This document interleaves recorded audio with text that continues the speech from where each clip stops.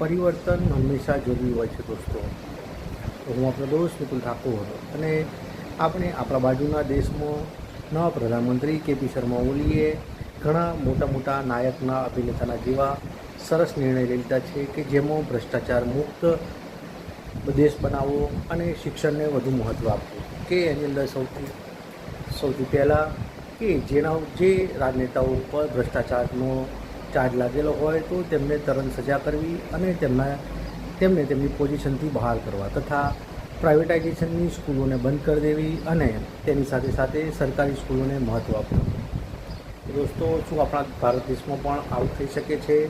અને એમાં ભારત દેશમાં પણ જો રાજનૈતિક રીતે આપણા શિક્ષણ સ્વાસ્થ્ય પ્રત્યે થોડા જાગૃત થાય તો અને આ નિર્ણયો લે તો આપણા દેશમાં પણ સરસ આવી રીતે યોજનાબદ્ધ કામ થઈ શકે છે.